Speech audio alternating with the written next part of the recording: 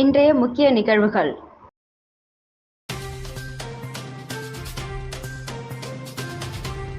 போலி மதுபானங்கள் தயாரிப்பு புதுச்சேரியிலும் அமலாக்கத்துறை சோதனை நடத்த அதிமுக வலியுறுத்தல்.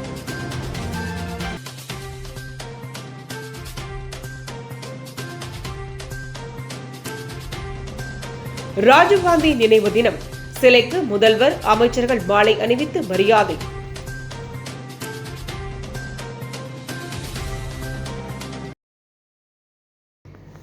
முன்னாள் பிரதமர் ராஜீவ்காந்தியின் நினைவு நாளை ஒட்டி அவரது சிலைக்கு புதுச்சேரி அரசு சார்பில் முதலமைச்சர் ரங்கசாமி மாலை அணிவித்து மரியாதை செலுத்தினார். இதேபோல் காங்கிரஸ் கட்சி சார்பில் முன்னாள் முதலமைச்சர் நாராயணசாமி உள்ளிட்ட நிர்வாகிகள் சிலைக்கு மரியாதை செலுத்தினர். மறைந்த முன்னாள் பிரதமர் ராஜீவ்காந்தியின் நினைவு தினம் இன்று புதுச்சேரி அரசின் செய்தி மற்றும் விளம்பரத்துறை சார்பில் அனுசரிக்கப்பட்டது. மாவட்ட ஆட்சியர் அலுவலகம் அருகே உள்ள ராஜீவ்காந்தியின் சிலைக்கு அரசு சார்பில் முதலமைச்சர் ரங்கசாமி, துணை சபாநாயகர் ராஜவேலு, அமைச்சர் சாய் சரவணன், அரசு கொறடா ஆறுமுகம் ஆகியோர் மாலை அணிவித்து மரியாதை செலுத்தினர். தொடர்ந்து மும்மத பிரார்த்தனை செய்யப்பட்ட நிலையில் வன்முறை எதிர்ப்பு உறுதிமொழி முதலமைச்சர் ரங்கசாமி வாசிக்க அனைவரும் உறுதிமொழி ஏற்றுக்கொண்டனர். இதேபோல் காங்கிரஸ் கட்சி சார்பில் மாநில தலைவர் வைத்தியலிங்கம் எம்பி தலைமையில் முன்னாள் முதலமைச்சர் நாராயணசாமி உள்ளிட்ட நிர்வாகிகள் சிலைக்கு மாலை அணிவித்து மரியாதை செலுத்தினர்.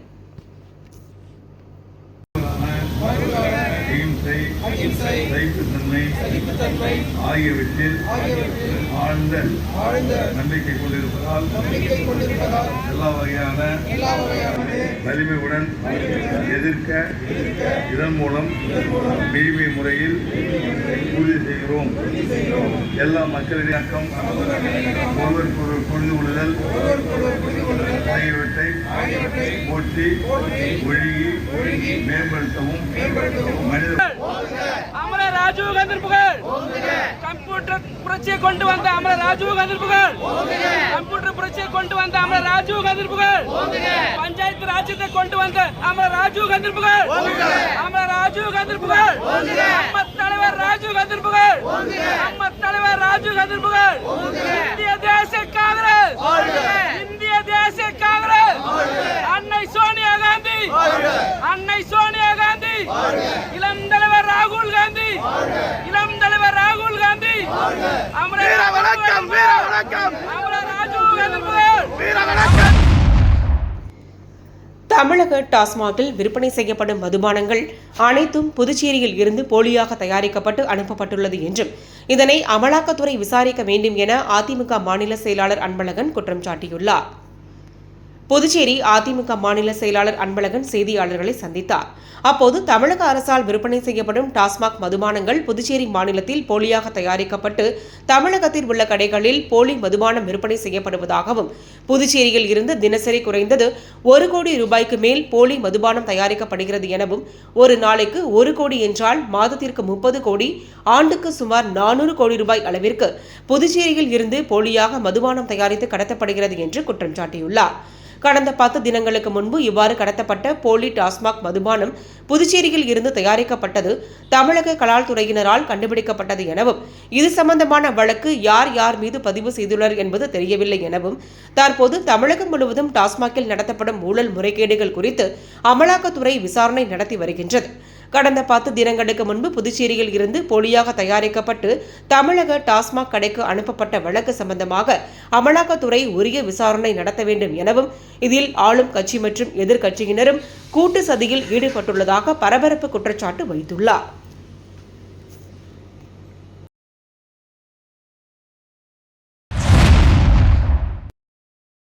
ஆபரேஷன் சிந்தூரில் பங்கேற்ற முப்படை வீரர்களுக்கு நன்றி தெரிவித்து அவர்களை பாராட்டும் வகையில் திருப்பட்டினத்தில் தேசிய கொடியை ஏந்தி பேரணியில் ஈடுபட்டனர்.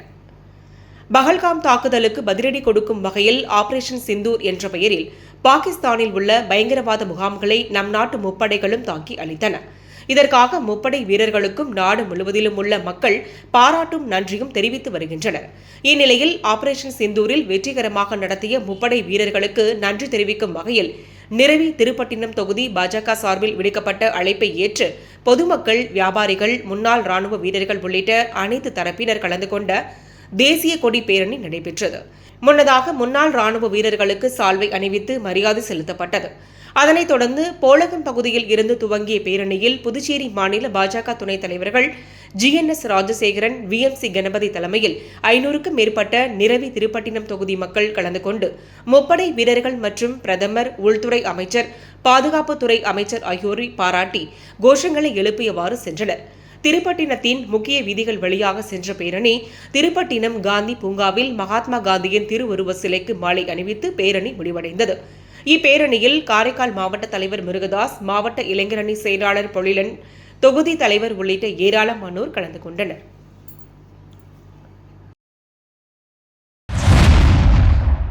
புதுச்சேரியில் இரவு சுமார் 1 மணி நேரத்திற்கு மேலாக பெய்த மழையின் காரணமாக குளிர்ச்சியான சூழல் நிலவுகிறது. புதுச்சேரியில் கடந்த 2 தினங்களாக அவ்வப்போது மழை பெய்து வந்த நிலையில் நேற்று காலை முதல் வானம் மேகமூட்டத்துடன் காணப்பட்டது. இந்நிலையில் இரவு சுமார் 1 மணி நேரத்திற்கு மேலாக புதுச்சேரியின் நகர பகுதிகளான உப்பளம், ராஜ்பவன், முத்தியால்பேட், காமராஜர் நகர், உருளையன்பேட்டை மற்றும் கிராமப்புறங்களான மண்ணாடிப்பட்டு, ஏம்பலம், நெட்டப்பாக்கம் ஆகிய பகுதிகளில் மழை பெய்தது. மேலும் இந்த மழையின் காரணமாக பூமி குளிர்ந்து குளிர்ச்சியான சூழல் நிலவியது. புதுச்சேரியில் உள்ள ஏழை மாரியம்மன் கோயிலில் நடைபெற்ற தேர் திருவிழாவில் ஏராளமான பக்தர்கள் கலந்து கொண்டு தேரை வடம்பிடித்து இழுத்து சுவாமி தரிசனம் செய்தனர். புதுச்சேரி அருகே பெரம்பை கிராமத்தில் உள்ள ஏழை மாரியம்மன் கோயிலின் ஆண்டு விழா கடந்த 19ஆம் தேதி தொடங்கி நடைபெற்று வருகிறது. தொடர்ந்து நாள்தோறும் சுவாமி வீதியுலா நடைபெற்று வந்த நிலையில் விழாவின் முக்கிய நிகழ்வாக 3ஆம் ஆண்டு தேர் திருவிழா இன்று வெகு விமரிசையாக நடைபெற்றது. முன்னதாக புதிய பட்டாடை உடுத்தி பல்வேறு வண்ண ஆபரணங்கள் அலங்கரிக்கப்பட்ட அம்மன் தேரில் வைக்கப்பட்டு தேரோட்டம் நடைபெற்றது. இதில் திரளான பக்தர்கள் பங்கேற்று தேரை வடம் பிடித்து இழுத்து சுவாமி தரிசனம் செய்தனர். மேலும் தேர் திருவிழாவினை உற்சாகமாக வரவேற்கும் விதமாக தாரை தப்பட்டை அடித்து வான வேக்கிரி முழங்க, மானாட்டம், ஒயிலாட்டம், பிரம்மாண்டம் இசை முழங்க பொதுமக்கள் ஆடி பாடி உற்சாகமாக மகிழ்ந்தனர்.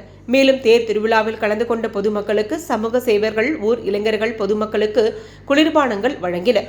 தொடர்ந்து விழாவில் கலந்து கொண்ட 500க்கும் மேற்பட்ட பக்தர்களுக்கு பெரம்பை இளைஞர்கள் சார்பாக அறுசுவை அன்னதானம் வழங்கப்பட்டது.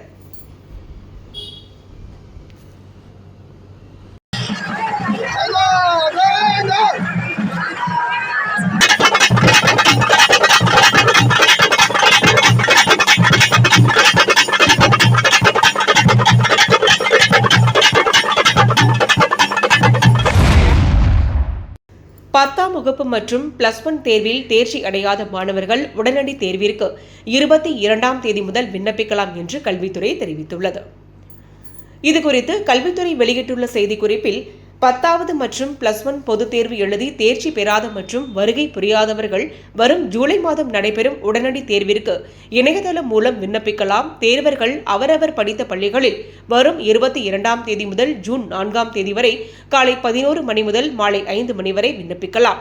தனி தேர்வர்கள் இதே நாட்களில் +1 மாணவர்கள் முத்திரையர் பாளையம், முத்திரையர் மேல்நிலைப் பள்ளியிலும், மாணவிகள் செல்லப்பெருமாள்பேட்டை விவேகானந்தா மேல்நிலைப் பள்ளியிலும் விண்ணப்பிக்க வேண்டும். 10ஆம் வகுப்பு மாணவர்கள் ரெட்டியார்பாளையம் பிரசிடென்சி மேல்நிலைப் பள்ளியிலும், மாணவிகள் புதுச்சேரி இமாக்குலேட் பெண்கள் மேல்நிலைப் பள்ளியிலும் விண்ணப்பிக்கலாம். தேர்வு கட்டணம் மற்றும் ஆன்லைன் பதிவு கட்டணத்தினை சேவை மையத்தில் பணமாக செலுத்த வேண்டும். தனி தேர்வர்கள் ஆன்லைனில் விண்ணப்பங்களை www.dge.tn.govn. என்ற இணையதளத்தில் விண்ணப்பதாரர்கள் அறிந்து கொள்ளலாம் என தெரிவிக்கப்பட்டுள்ளது.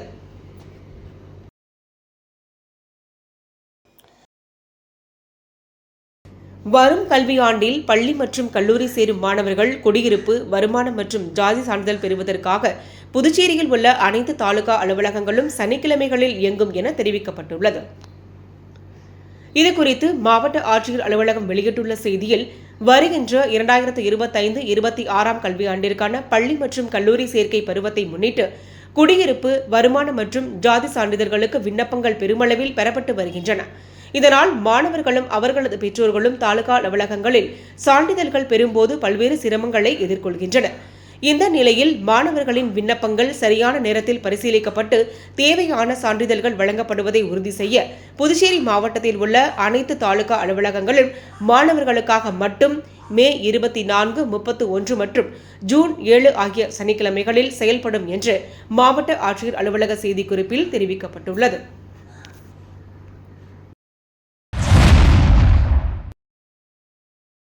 புதுச்சேரி மாநில சுகாதார இயக்கம், தேசிய புகையிலை கட்டுப்பாட்டு திட்டம் மற்றும் தேசிய வாய் சுகாதார திட்டம் இணைந்து புதுச்சேரி காலாப்பட்டில் உள்ள அரசு ஆரம்ப சுகாதார நிலையத்தில் புகையிலை பழக்கம் மீட்பு மையம் திறக்கப்பட்டது.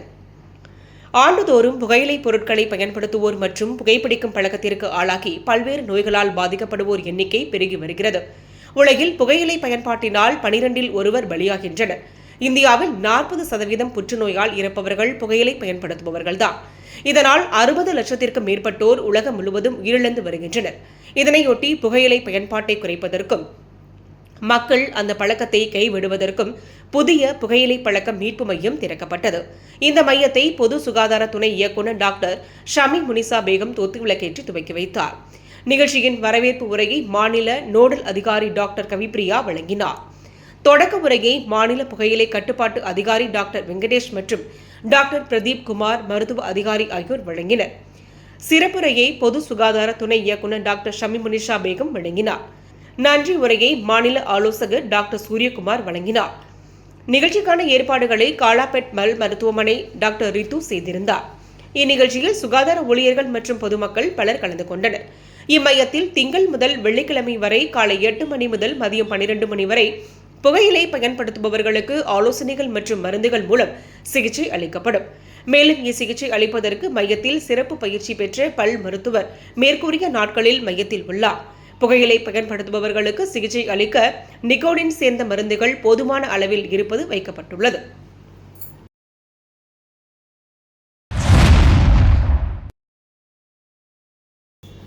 புதுச்சேரி வில்லியனூர் கொம்யூன் தன்னார்வ அமைப்புகளின் கூட்டமைப்பு மற்றும் வில்லியனூர் பூக்கடை ரமேஷ் மக்கள் சேவை இயக்கத்தின் சார்பில் பொதுத் தேர்வில் தேர்ச்சி பெற்ற அரசு பள்ளி மாணவர்களுக்கு பரிசளிப்பு விழா நடைபெற்றது. புதுச்சேரி மாநிலம் வில்லியனூர் தன்னார்வலர் அமைப்புகளின் கூட்டமைப்பு மற்றும் வில்லியனூர் பூக்கடை ரமேஷ் மக்கள் இயக்கம் சார்பில் இணைந்து நடத்திய முப்பெரும் விழா வில்லியனூர் தனியார் மண்டபத்தில் நடைபெற்றது. இதில் வில்லியனூர் கொம்யூன் அளவில் 2024 மற்றும் 25ஆம் ஆண்டில் கல்வி ஆண்டில் அரசு மற்றும் அரசு உதவி பெறும் பள்ளிகளில் இருந்து 10ஆம் வகுப்பு மற்றும் 12ஆம் வகுப்பு தேர்வில் தேர்ச்சி பெற்று முதல் 3 இடங்களை பிடித்த மாணவர்களை பாராட்டி பரிசுகள் வழங்கப்பட்டது. இந்நிகழ்ச்சியில் சிறப்பு விருந்தினர்களாக தெற்கு மற்றும் மேற்கு போக்குவரத்து காவல் கண்காணிப்பாளர் மோகன்குமார், சிறப்பு பிரிவு காவல் கண்காணிப்பாளர் முருகையன், பூக்கடை ரமேஷ், மக்கள் சேவை இயக்கத்தின் நிறுவன தலைவர் ரமேஷ், புதுச்சேரி கல்வித்துறை இயக்குநரும் இணை இயக்குநர் ராமச்சந்திரன், முதன்மை கல்வி அலுவலர் குலசேகரன், பள்ளி கல்வித்துறை வட்டம் 4 பள்ளி துணை ஆய்வாளர் திருவரசன், வட்டம் 5 பள்ளி துணை ஆய்வாளர் புவியரசன் மற்றும் பல்வேறு இயக்கத்தின் தலைவர்கள் மற்றும் பல்வேறு அமைப்புகளை சார்ந்த முக்கிய பிரமுகர்கள் மாணவர்களுக்கு பரிசுகளை வழங்கி வாழ்த்தி பாராட்டுகளை தெரிவித்தனர். முன்னதாக இந்நிகழ்ச்சியில் கலந்து கொண்ட அனைவரையும் தலைவர் ஆறுமுகம் வரவேற்று சிறப்புரையாற்றினார். இதில் வில்லியனூர் விவேகானந்தா பள்ளி, கண்ணகி பள்ளி, கணுவாய்பேட்டை அரசு உயர்நிலைப் பள்ளி, இமாக்குலேட் அரசு உதவி பெறும் பெண்கள் பள்ளி, கண்ணியமிகு காயிதே மில்லத் அரசு மேல்நிலைப் பள்ளி, அரும்பார்த்தபுரம் கல்யாண சுந்தரர் அரசு உயர்நிலைப் பள்ளி, கூடப்பாக்கம் அண்ணாமலை ரெட்டியார் அரசு மேல்நிலைப் பள்ளி, பிள்ளையார்குப்பம் அரசு உயர்நிலைப் பள்ளி, தொண்டமாநத்தம் அன்சாரி துரைசாமி அரசு பள்ளி, சேதராப்பட்டு, உருவையாறு, மங்கலம் ஆகிய பகுதிகளைச் சார்ந்த பள்ளிகள் மற்றும் 100% தேர்ச்சி வழங்கிய சர்தார் வல்லபாய் படேல் அரசு மேல்நிலைப் பள்ளி, கோடப்பாக்கம் அண்ணாமலை ரெட்டியார் அரசு மேல்நிலைப் பள்ளி, பிள்ளையார்குப்பம் அரசு உயர்நிலைப் பள்ளி ஆகிய பள்ளிகளுக்கு பரிசுகள் வழங்கி பாராட்டி ஊக்கத்தொகையும் வழங்கப்பட்டது.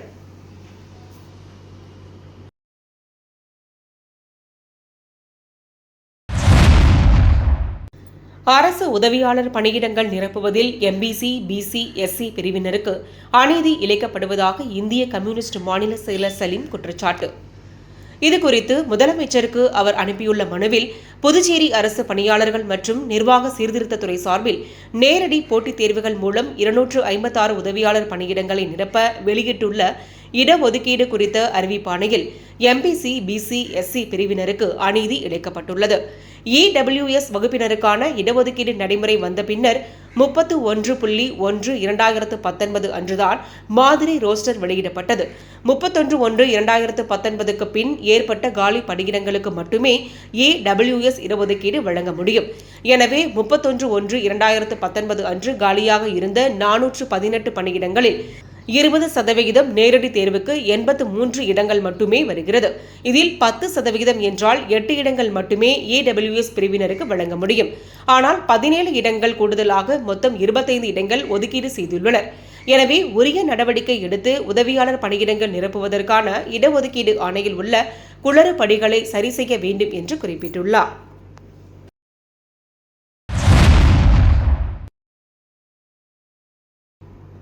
வில்லியனூர் அருகே தமிழக பகுதியான பெரம்பை கிராமத்தில் திருக்கோவில் கொண்டு எழுந்தருளியிருக்கும் அருள்மிகு ஸ்ரீ ஏழை மாரியம்மன் ஆலயத்தில் பார்ச்சாகை வார்த்தல் மற்றும் செடல் திருவிழா நடைபெற்றது. விழுப்புரம் மாவட்டம் வானூர் வட்டம் வில்லியனூர் அருகே உள்ள தமிழக பகுதியான பெரம்பை கிராமத்தில் திருக்கோவில் கொண்டு எழுந்தருளியிருக்கும் அருள்மிகு ஸ்ரீ ஏழை மாரியம்மன் ஆலயத்தில் பார்ச்சாகை வளர்த்தல் மற்றும் செடல் திருவிழா நிகழ்ச்சி நடைபெற்றது. முன்னதாக காலையில் ஸ்ரீ ஏழை மாரியம்மனுக்கு சந்தன அபிஷேகம் நடைபெற்றது. தொடர்ந்து நடைபெற்ற பார்சாகை வார்த்தல் நிகழ்ச்சியில் திரளான பெண்கள் கலந்து கொண்டு அம்மனுக்கு கூழ் மற்றும் கஞ்சியினை ஊற்றி தங்களது வேண்டுதலை நிறைவேற்றி நேர்த்திக்கடனை செலுத்தினர். தொடர்ந்து ஆலயத்தில் மகா தீபாராதனையும் காண்பிக்கப்பட்டது. இதில் திரளான பொதுமக்கள் கலந்து கொண்டு சுவாமி தரிசனம் செய்தனர். மேலும் ஆலயில் கடல் திருவிழா வெகு சிறப்பான முறையில் நடைபெற்றது. இதில் திரளான பக்தர்கள் கலந்து கொண்டு செடல் தரித்து தங்களது வேண்டுதலை நிறைவேற்றினர். இதனைத் தொடர்ந்து இரவு மின் அலங்காரத்துடன் ஏழை மாரியம்மன் சுவாமியின் வீதி உலா நடைபெற்றது. இதில் ஊர் பொதுமக்கள், இளைஞர்கள் திரளானோர் கலந்து கொண்டனர். மேலும் வீடுதோறும் சுவாமிக்கு படையலிடப்பட்டு தீப ஆராதனையும் காண்பிக்கப்பட்டது. மேலும் இரவு பன்ருட்டி குமாரபுரம் பகுதியைச் சார்ந்த விக்னேஷ் நாடக ஆசிரியர்களின் தெருக்கூத்து நாடகம் நடைபெற்றது. இந்நிகழ்ச்சிக்கான ஏற்பாட்டினை பெரம்பை கிராமவாசிகள் வெகு சிறப்பான முறையில் செய்திருந்தனர்.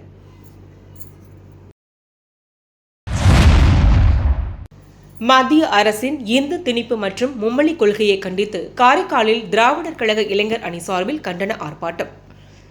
மத்திய அரசின் இந்தி திணிப்பு மற்றும் மும்மொழி கொள்கையை கண்டித்தும் புதுச்சேரி மாநிலத்தில் அவசர கதியில் நடைமுறைப்படுத்தப்பட்டுள்ள சிபிஎஸ்இ கல்வி முறையை கைவிட வலியுறுத்தியும் புதிய கல்விக் கொள்கையால் 95 விழுக்காடு மாணவர்கள் தோல்வி அடைந்துள்ளதற்கு புதுச்சேரி அரசு பொறுப்பேற்க வலியுறுத்தியும் காரைக்கால் மாவட்ட திராவிடர் கழக இளைஞர் அணி சார்பில் கண்டன ஆர்ப்பாட்டம் நடைபெற்றது.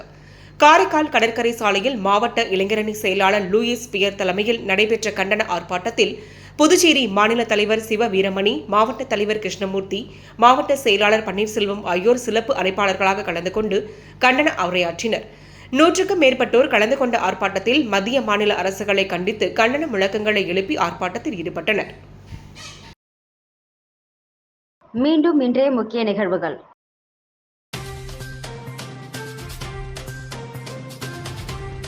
போலி மதுபானங்கள் தயாரிப்பு புதுச்சேரியிலும் அமலாக்கத்துறை சோதனை நடத்த அதிமுக வலியுறுத்தல்.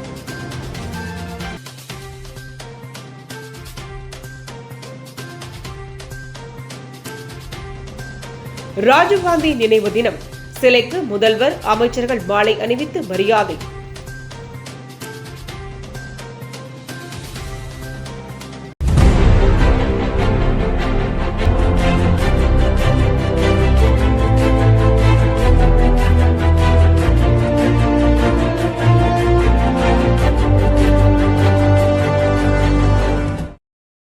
செய்திகளை உடனுக்குடன் தெரிந்து கொள்ள மெட்ரோ யூடியூப் சேனலை சப்ஸ்கிரைப் செய்யவும்.